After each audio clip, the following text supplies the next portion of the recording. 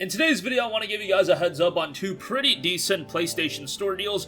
UFC 4 and Shadow of the Tomb Raider are seeing pretty significant discounts. UFC 4, given that it's a relatively new release, I think has a pretty nice discount. Shadow of the Tomb Raider, I wasn't a big fan of some of the elements leading into the game, but this version has all the DLC and everything like that. So it is a really solid buy at the price point that it's at. Also, we can talk Sekiro Shadows Die Twice Game of the Year Edition. However, more importantly, really, the free update that will be dropping on October 28th is looking really nice, so we'll talk that. And Guilty Gear Strive is getting a free next-gen upgrade, PlayStation 4 and PlayStation 5 crossplay confirmed. No crossplay support for PC, and that is so lame, but nevertheless, I feel like that's become a normality in fighting games. Alright, so first of all, we haven't actually gotten a new PSN sale this week, this past week. I mean, I feel like that is so crazy.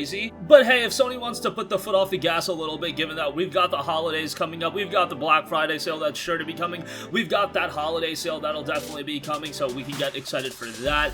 But there are a couple of deals. Shadow of the Tomb Raider is 75% off for $14.99. I think that's a really great deal. I believe that's a new low for the game, given that I believe before when it went on sale it'd be like $19.79. Whatever the case may be, this is a great price for this price point because SOTR had some issues here and there. I would probably say it's either the second best of the Tomb Raider trilogy, or it might even be the weakest. So I would probably say second best, honestly, if you play the Definitive Edition. I do think Rise is a little bit better. The Definitive Edition thankfully includes all the DLC content, and there was quite a bit of DLC content. That was really the bummer of SOTR. From a gameplay standpoint, it was really good. Narrative, let's not talk about that, but the gameplay was really strong. And it was that fundamental Tomb Raider game you know and love. For $15, I think it's a great buy given all the content you're getting. Okay, also, UFC 4 is 33% off for $40, and there is a free weekend for the game. I believe they are doing this because, I don't know, to celebrate UFC 254 happening today. $40 for UFC 4 is decent. I wasn't a big fan of this game, and you're talking about me being a relatively big MMA fan. Like, I'm gonna be watching the fight today. But this game just, I mean, it just seemed very kind of rushed. I don't know if they wanted to get it out or right around the summer or what happened with UFC 4 because they took a little bit of time off. UFC 3, I believe, came out, was it early 2019 or 2018? It's been a while since we got a UFC game, and this did just seem a little bit of a retread. That career mode, not very good. The career mode is not that enjoyable. However, if you just want to play with a couple of buddies and, you know, you guys want to have that UFC style of gameplay where you can invite a friend over and you guys can play together, I think that element is always going to be fun. Try it out for free for the weekend, see how you like it, and then go from there.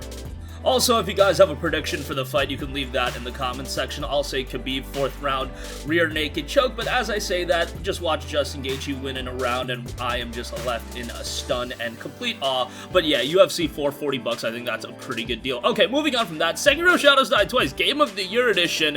All players will receive a free update as well that includes a new boss challenge modes, player recordings, and unlockable skins available globally on October 28th at 10 a.m. Pacific time.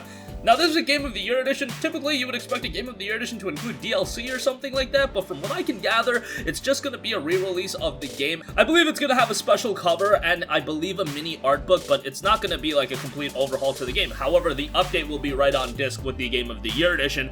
Who cares about that? But the update itself is looking really nice. We've got new boss challenge modes, player recordings, and unlockable skins. Again, that'll be available on the 28th at 10 a.m. Pacific time. Hopefully, this game gets a PlayStation 5 upgrade. I didn't hear anything about that.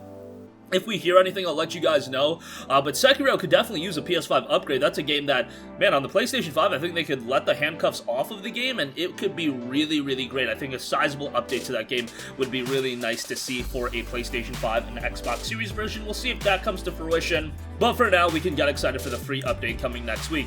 Also want to know, Guilty Gear Strive free next-gen upgrade and PlayStation 4 and PlayStation 5 crossplay has been confirmed.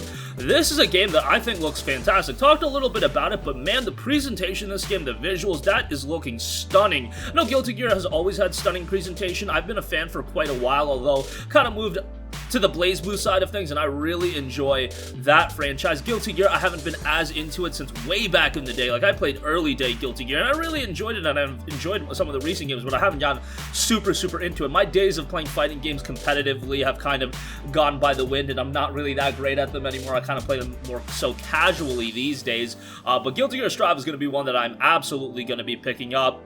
And if you do pick up the retail version of the PlayStation 4 version of Guilty Gear Strive, you can upgrade to the PlayStation 5 version for no extra charge, and then customers who purchase the retail edition will not be able to upgrade for the PlayStation 5 digital edition console as it has no disc drive, so bear that in mind when you do make those decisions. Customers who purchase the digital version for the PS4 will be able to download the PlayStation 5 version for no extra charge, and it is important because I believe the PlayStation 5 version has an extra game mode. It's not like a crazy game mode, I don't believe, but it is something that is going to be exclusive to the PlayStation 5. Guilty Gear Strive is due out for PlayStation 5, PlayStation 4, and PC through Steam on April 9, 2021. The Deluxe and Ultimate Editions will launch for PlayStation 4 and PlayStation 4 3 days early in advance on April 6. Really liking the look to that game. We'll see how it ultimately turns out. That's going to conclude this video. Again, Shadow of the Tomb Raider Definitive Edition, $14.99, UFC 4, $39.99, free trial weekend, and I believe they just dropped Brock Lesnar into the game, so you can check that out as well. Sekiro Shadows Die Twice will be getting a new update October 28th. Free update, getting some nice modes added to that, and Guilty Gear Strive free next-gen upgrade. PlayStation 4 and PlayStation 5 crossplay confirmed. That's going to conclude this video. Sound off with all of your thoughts in the comments section down below. Thank you for watching, and goodbye. Hey guys, we hope you enjoyed the video, and if you did, make sure to hit the subscribe button, and if you're already subscribed, do us a favor and hit the bell icon. This way you'll be notified whenever we post a new video. That's the best way to keep up with all of our uploads, and we usually try to upload 2 videos a day. And with the bell icon hit, you'll be notified whenever we do upload a video. As always, thanks for watching.